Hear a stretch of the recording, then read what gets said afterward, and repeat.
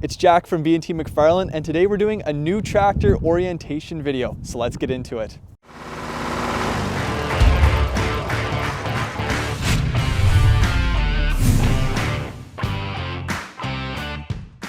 Coming into that time of year when a lot of you are going to be buying your very first tractor, and I know when you're going down to the dealership and your salesman's walking you through all the parts and pieces and operation of the tractor, you're not going to catch a lot of it because you're going to be very excited to get your brand new shiny orange tractor. So I'm making this video today going over the tractor front to back, all the safety details, all the little bits and pieces you might have missed during your orientation with your salesman, so that you can rewatch this video and kind of get a better understanding of how to use your tractor and what some of the different levers and switches mean on the tractor. We're going to work our way from front to back, starting up here at the very front of the tractor. You're going to have your bucket, and what's going to be behind the bucket, typically on most tractors, is going to be a skid steer style front quick attach. In order to disconnect the quick attach, all you're going to do is pull up on both of the gray levers, and once they're both up, then you know you're disconnected from the bucket, and then you're able to lower the bucket down and then remove the bucket from the tractor and drive away and hook into your set of forks or grapple or anything like that. One key thing to remember when you're reattaching the implement, for the first couple times you might not know if it's fully hooked on or not. One thing I like to do before I start actually using the bucket or the forks is come to the front and give it a good kick down to make sure it's actually fully secure, because you don't want to drive away with your bucket half on and then drop the bucket plus the load of gravel or whatever you're carrying. Keeping on the theme of the front end loader, I get this call probably on a weekly basis. When you get a brand new loader, especially a BX or a B01 series, it's going to have what they call the quick connect system over here, where all four hydraulics are on the same lever on the side. You don't have to disconnect every single one in order to remove your loader. And when these are brand new, they might not be set into place perfectly from factory. They do take a little bit of time to adjust and fall into place. So after about 10 hours, they will be adjusted. But a common thing that happens is that the customers will call me and the front end loader will stop working. They're like, Jack, my loader's not working. What do I do? Pretty much every single time, 99% of the time, this thing has just come up a little bit. So all you have to do if your loader stops working is come and give this black lever a good shot down to make sure that's fully connected to the tractor. Popping open the hood of the BX, we're going to talk about some maintenance items within the engine itself that you should probably keep an eye on as a new tractor owner and a tractor owner in general. When you first get the tractor, there should be a sticker on the side, or your dealer should tell you that the first service is after 50 hours. This is the most important service. This generally changes the engine oil filter, and the hydrostatic filter as well underneath the tractor. But one thing to keep in mind when you're using a smaller tractor like this, or even some bigger tractors, is to make sure that the radiator screen remains clean at all times, especially if you're going to be using the tractor in the field mowing. If you have a big rotary cutter on this or a mid-mount mower deck, sometimes grass clippings can get caught in that screen, so just take an air compressor and blow it out occasionally. Again, if you're working in some dustier conditions as well on a job site or on a dusty field, make sure that you keep the air cleaner nice and clean. So again, take air compressor, stand far enough away so you don't bend any of the paper sheets inside of it. And then regular greasing on the machine. There's stickers on every single machine that say grease them every 10 hours, and that's just not there for show. You do have to grease the machine maybe once every week or two, depending on how much you use it. There's a good checklist inside of the owner's manual of all the pieces of equipment, and on some larger construction pieces, it's actually right on the side of the machine, all the different grease points. Just get a good grease gun, go around to all the different points on the loader, the tractor, and the backhoe. Now taking a look at the operator's platform, no matter what size of tractor you get, whether it be a BX series or a large 100 horsepower tractor, the color coding system of all the levers is going to remain the same. So we'll start with the color orange, since we're an orange tractor. The orange levers mean the drive system. So anything that has an orange lever is going to control something to do with the drive system.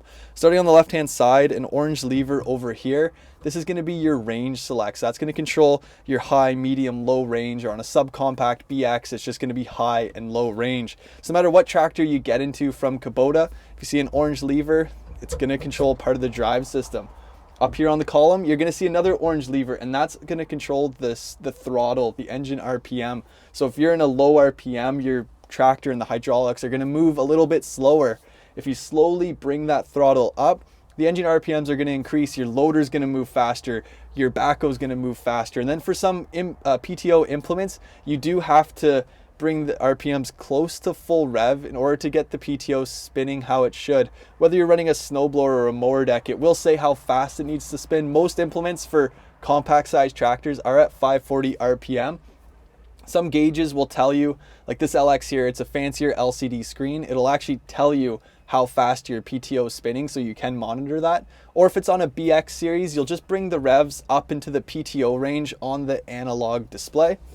And then over here on an LX, some of them do have orange levers representing the cruise control. So this one here, you have a cruise control. On the BX, it's a little push pin right here. And then another orange lever that you're gonna see on almost every single Kubota tractor nowadays is gonna be the four-wheel drive system.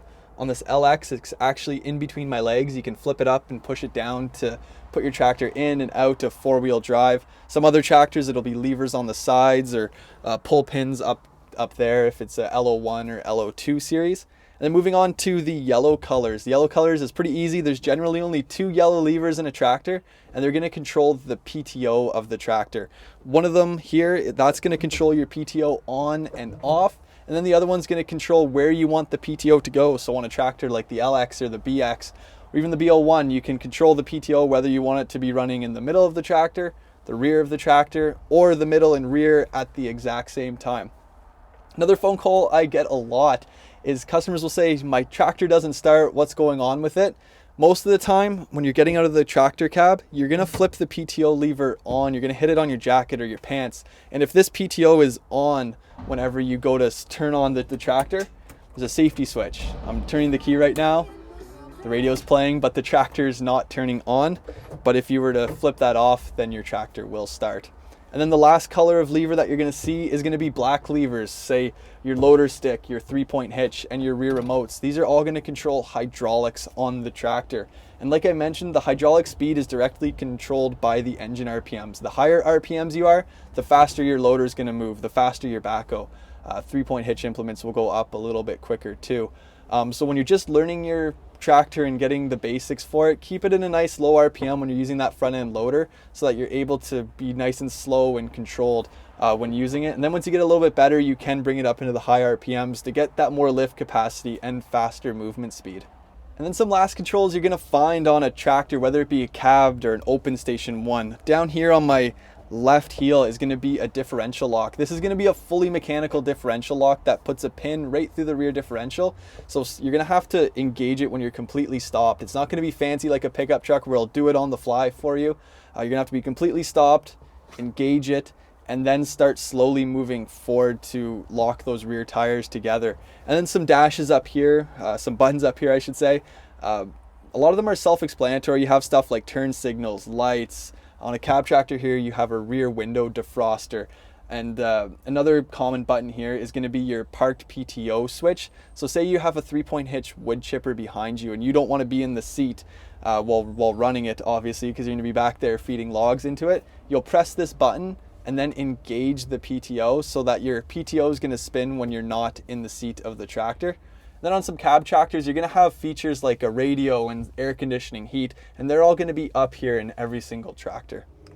If you're a new tractor owner and your tractor is less than 26 horsepower, then you don't really have to worry about this next section of the video. But if your tractor is above 26 horsepower, then you're going to have something called a DPF or a regeneration system on your tractor. We're going to go to a little bit of detail here. I did make a complete video about the DPF system and how that actually works. Link it up above here. But generally what that means is there's going to be a canister on your engine that's going to clean your exhaust fumes before they exit the tractor. So what that means for you is you're going to have this filter on the tractor. It's going to catch a lot of the byproducts from your engine like soot and carbon gets built up in that filter. And if you're not running your tractor hot enough, so on a high enough RPMs, that filter can actually get plugged to the point where your tractor is going to have to go through what they call a regeneration cycle. So what that means for you as the operator, not really a whole lot. What's going to happen is you're going to see some lights pop up on your dash. It's going to tell you to increase the revs of your tractor so that you can physically heat it up. And then it's going to spray a bit of diesel fuel into that DPF filter to burn off all that soot and carbon inside. And after about 10-15 minutes, your tractor is going to go back to normal operation. The only time we really see issues arise with this system is when people hit the inhibit button for their DPF and for their regeneration system. There's a couple practical uses when you would hit the inhibit button. After you've snowblowed with this tractor, say for a few hours up and down your driveway and you're tired and the tractor at the end of it wants to go through a regeneration, you're like, oh, I don't really want to do it. You hit the inhibit button just one time. When you go to turn on the tractor the next day, make sure you let it go through the regeneration process and you'll have no issues whatsoever. What happens though is if you keep hitting that inhibit button over and over again, the tractor is going to go into kind of a shutdown or limp mode where you'll have to bring it in the dealership, get us to hook up the computer to it, and then we're going to have to force it through a regeneration. Now, taking a look at the back of the tractor, there's a couple important things to talk about on the 3-point hitch and PTO implements on the tractor. There was one thing I forgot to mention when we were inside of the cab. There's a little knob in between your legs that changes how quickly and how slowly 3-point hitch implements fall. So if you tighten it up, it's actually going to pinch the hydraulics on the 3-point hitch to make heavy implements like this snowblower drop more controlled. So if you have a big heavy snowblower and you drop that 3-point hitch and you find it's dropping like a rock, tighten that knob in between your legs until it drops slow and controlled. Vice versa too, if you have a lighter implement like an aerator on the back of your tractor and you go to drop it and it's not moving, your hydraulics are probably pinched so much that it's not actually allowing the aerator to drop, so you can loosen it off again until it'll drop a lot more slow and controlled. Hooking up 3-point hitch implements, this is kind of the hardest thing for a lot of new tractor owners to do. Putting those pins in, hooking up the 3-point hitch itself, adjusting the angle side to side, angle front and back. It can be very troublesome for a lot of new tractor owners. Even myself, sometimes on some bigger implements, it is very, very difficult. So again, go over with your salesman how to properly take these on and off. Even invest in a quick hitch if you need to make your life a little bit easier putting implements on and off. I did make a video again putting on 3-point hitch implements. It'll be linked up above here. Now talking about a little bit of safety on the 3-point hitch. This PTO shaft, it'll spin extremely fast when it's operational. So you want to make sure that that plastic cover is there at all times. So that allows the metal shaft to spin underneath while this stays still. If you brush your jacket or your pants up against the spinning PTO shaft, you can actually get sucked into the PTO extremely quickly. That's why they're very dangerous back here. You don't want to be anywhere near an implement back here while it's running.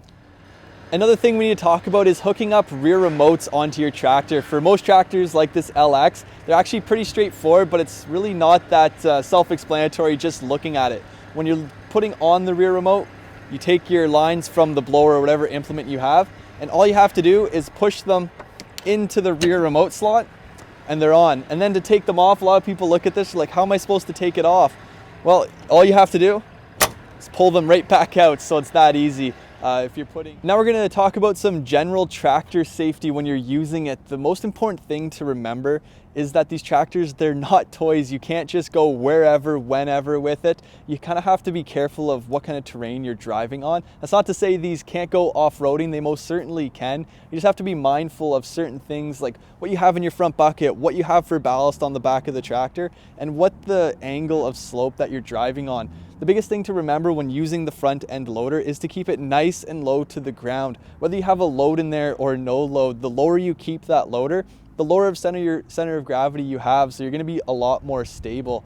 And then you also have to keep in mind what kind of ballast you have. I've made a lot of videos on ballast. I recently just made one on tire ballast. I'll link that up above here to go take a watch. And again, you have to make sure you're choosing the right tires for the job. That does link into safety. You can't go off-roading with turf tires. Not saying you can't, but it's really not advised because they have a little bit thinner sidewall and they do tend to bulge and slip down slopes if you get into like a wet, high angle situation. And then always make sure you have your seatbelt on. There's a seatbelt on every single tractor that we sell that has a roll bar.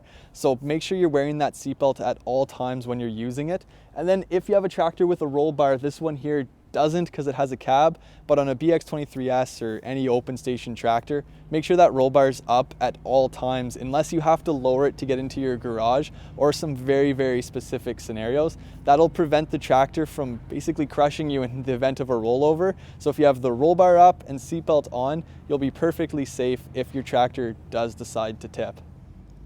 The last thing we're going to talk about is on the wheels themselves. We don't see it a whole lot, but it does happen from time to time. Just like when you get your tires changed from summer tires to winter tires, they say come back after 100 kilometers to get them retorqued to spec to make sure that nothing has come loose.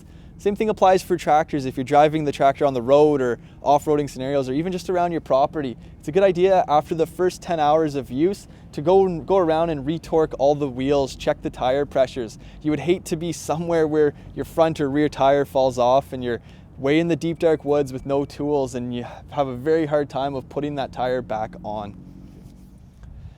And that's where we're going to end today's video. If you have any comments down below of some of your own tips and tricks for new tractor owners, definitely leave them down below in the comments. And as always, remember to like and subscribe. And if you need help with part sales or service, give us a call at 613-225-0555.